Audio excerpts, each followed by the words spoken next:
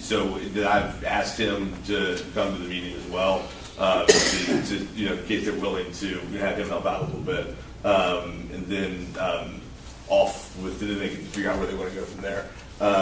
So if there's any other thoughts, thoughts related to those issues or others that anybody has, be happy to hear them.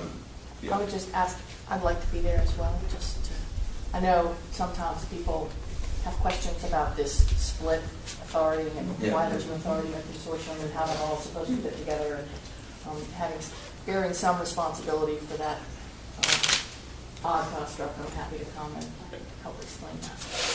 Because we're planning on setting up that meeting, as Randy said, the first 10 days of January.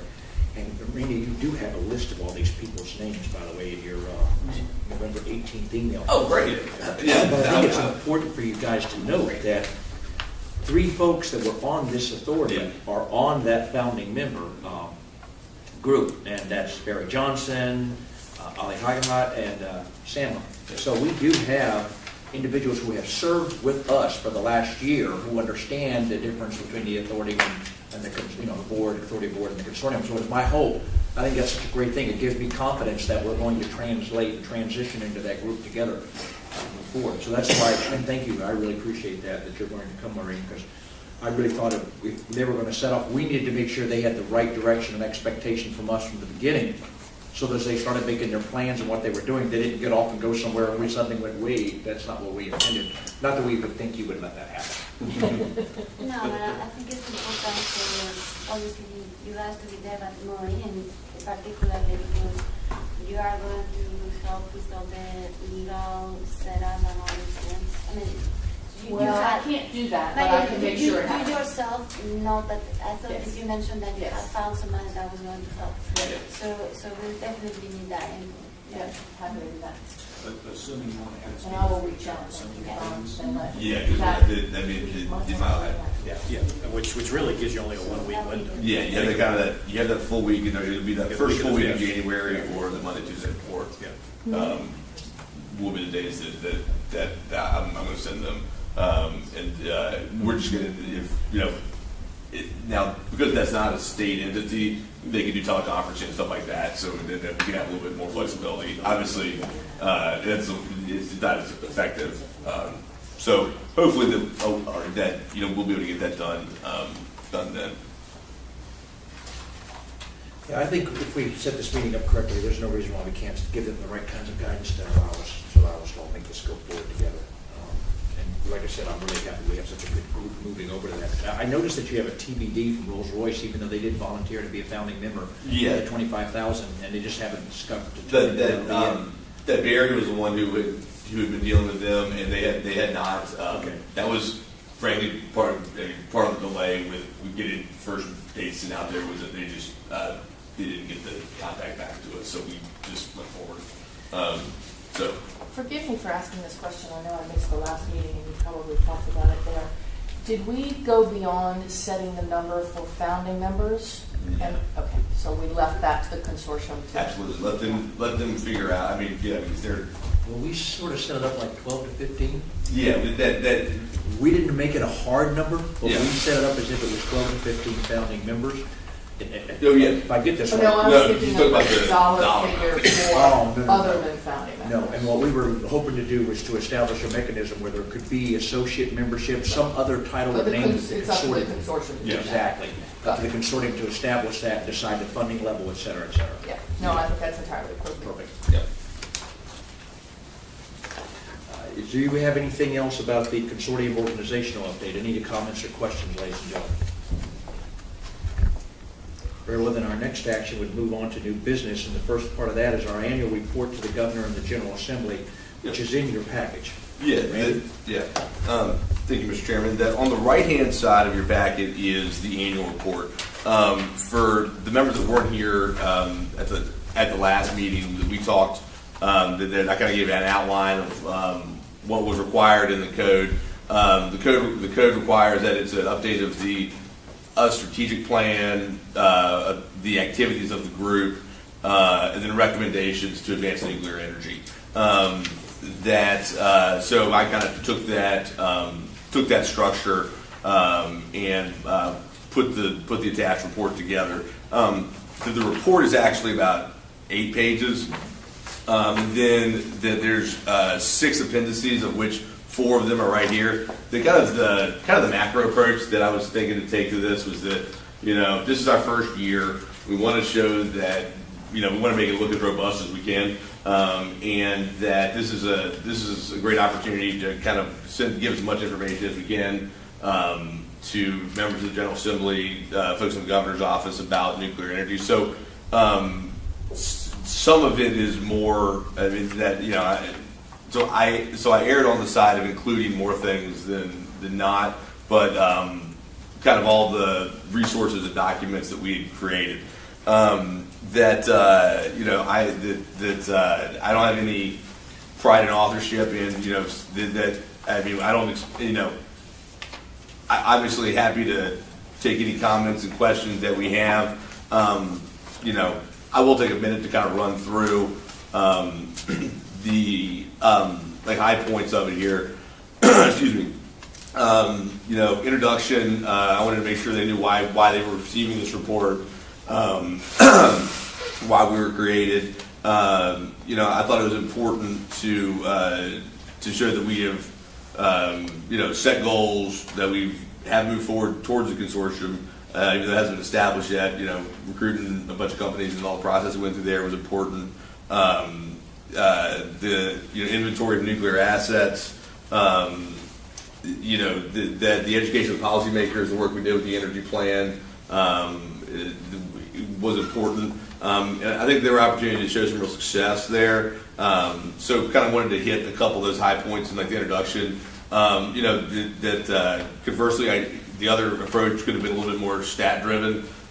This percentage of nuclear, this many jobs, this percentage of generation, and obviously any way you guys want to change this around. I just kind of put this together as a starting point. The strategic plan and priorities.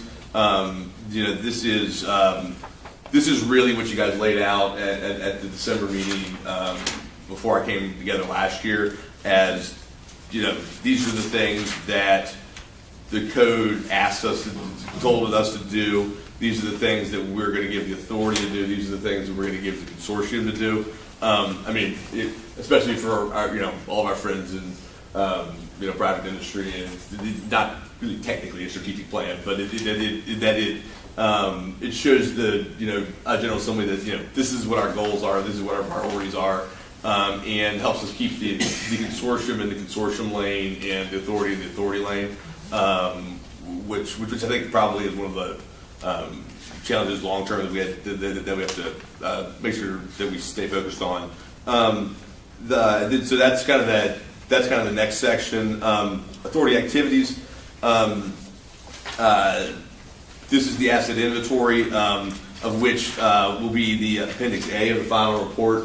This was that spreadsheet that David's team put together that had all that had the research that had the federal labs, industry, utilities, higher education on it. That I was not able to format the spreadsheet into a document with where I can get them all on one page. So I'll figure that out. So that's why it's not there.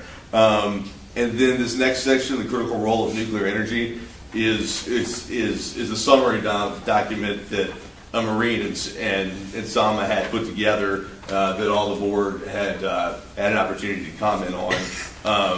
This is kind of the other way that you could lead the report is with this about kind of who we are, but that's where I end up putting it in there. The bottom part of the section is one thing that is not completely complete. The education,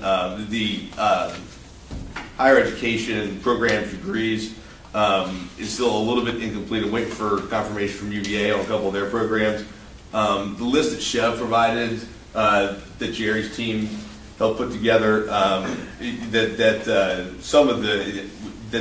there's some lack of confidence in all the information that I think we want to give a little more once over there, see if there's new data that has come out. That'll be Appendix B. And so that's kind of what's there. The energy plan, I thought it was important for, especially for the policymakers to understand that we were very involved with that. We had a member on the commission that helped provide the advice. Essentially you all wrote the nuclear power technical section, which is the next appendix, or at least a good chunk of it, because what they had before was, that's just not the expertise they had at the EMA on these things. So, Al was kind enough to help us work on that. And then, so I just pulled out a couple of the bullet points from that thing that I thought were most interesting: employment in North Anna, cost, the no carbon issue. Pulled out some of our comments to the plan, next section, and which is also Appendix D in the report. And then I did pull out and highlight this kind of quote from the Virginia Energy Plan, talking about the importance of nuclear energy in Virginia. That I thought showed, hey, we did something good, pat ourselves on the back a little bit. Talk a little bit about our recruitment committee and what the process was there. I need to update the X's. December XX is not an actual day. And then just kind of this is a checkbox for the like admin stuff that we did. And actually, we now have a website live on Secretary of Commerce and Trade page. We went live 2 days ago. It is like it's government website of like nothing boringness, and it has just like like the links to the information that basically it has these documents on there. But it's but it's actually the only subpage the Secretary. He has an energy plan subpage, and then he has this. So that's good. So that's pretty cool. The last page, nuclear energy recommendations. This is something that I would kind of like the group to focus on a little bit. What I did here was that we submitted to the Virginia Energy Plan comments and then items to include in recommendations, which are the first 4 items here on this page. That's a straight copy paste. I think that these are all important things that essentially when the General Assembly asks you to submit a report that has recommendations, it's like, what kind of stuff do you want us to do? Kind of. So I thought it was important to include some of those policy things from a broad perspective. 5 and 6 were things that I kind of came up with. That there will be I'm rather confident that there will be some legislative initiatives that will try to ensure energy diversity consideration going forward, that will deal with zero emitting sources that would be supported by, I think, a lot of the nuclear energy folks and some of our that we work with on this. So I think there may be some legislative things that may come out of that. So that's kind of a general statement on the importance of a diverse energy mix, keeping costs low. Don't want to as you guys know, we're the way that the things are going, we don't want to be 80% natural gas in 20, 30 years. And then the 6% or 5.8% actually, the Clean Power Plan credit for nuclear energy towards stage 0 carbon emitting